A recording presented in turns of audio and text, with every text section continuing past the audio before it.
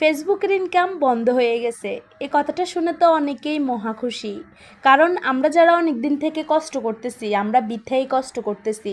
এই Facebook platform থেকে আমরা কোনো দিনও ইনকাম করতে পারবো না, অনেকের মন্তব্য এটা। আসলেই আপনারাই বলেন, পরিশ্রম কি কখনো কাউকে ঠকায়? কখনোই ঠকায় না। অবশ্যই একদিন না একদিন পরিশ্রমের ফল পাওয়া যায়, কিন্তু তার মধ্যে একটা কথা আছে, পরিশ্রমের ফল পাওয়ার জন্য আমাদেরকে অনেক অনেক ধৈর্য ধরতে হবে। ধৈর্য ধরে লেগে থাকতে পারলেই ইনশাল্লাহ আমরা একদিন না একদিন পরিশ্রমের ফল পাবই। আসসালামু আলাইকুম, হাবিবা রহমান ফেস থেকে আজকের নতুন আরেকটি ব্লগে আপনাদেরকে স্বাগতম জানাচ্ছি। যেখান থেকে দেশ এবং দেশের বাহির থেকে আমার ভিডিওটা দেখতেছেন, কাইন্ডলি ভালো লেগে থাকলে অবশ্যই লাইক কমেন্ট শেয়ার করে পাশে থাকবেন, আর যদি ভালো না লাগে স্কিপ করে চলে যেতে পারেন। এখানে আজকে আমি 5 মিশালি সবজি রান্না করব। সবজি রান্না করার জন্য আমি এখানে সবজি নিয়েছি, চিচিঙ্গা নিয়েছি, মিষ্টি কুমড়া, পেঁপে, গাজর, শসা। এই সবজিগুলো আমি কেটে বেছে নিলাম, নিয়ে তারপরে এই সবজিগুলো রান্না করার জন্য এখানে আমি সকল প্রকার ময় মশলা কষিয়ে নিয়েছি।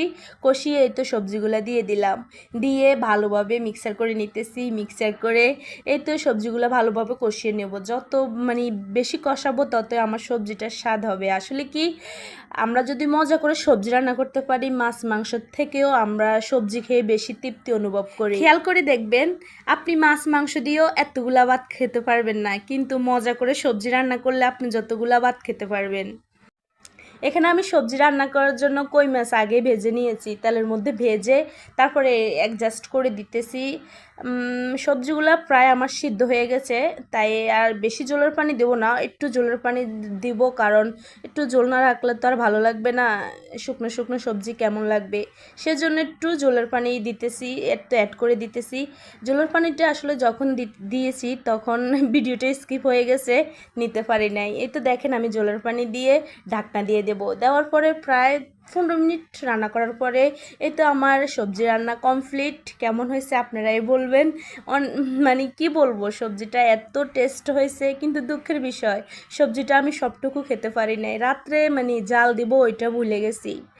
পরে কি করব, আর জাল দিতে ভুলে গেছি, সকালে সবগুলো সবজি নষ্ট হয়ে গেছে। আমি এখানে আর একটু কুমড়ো ভাজি করব, এক তরকারি দিয়ে তার খাওয়া যায় না। একটু কুমড়ো ভাজি করার জন্য এখানে আমি পেঁয়াজ মরিচ, তেল, হলুদ মরিচ যা যা লাগে সব দিয়ে হাতে মেখে তারপরে বসিয়ে দিয়েছি। এই তো আমার দেখেন ভাজিটা হয়ে গেছে, ভাজিটা কমপ্লিট হয়ে গেছে। এই তো আমি একটা বাটির মধ্যে উঠিয়ে নিতেছি।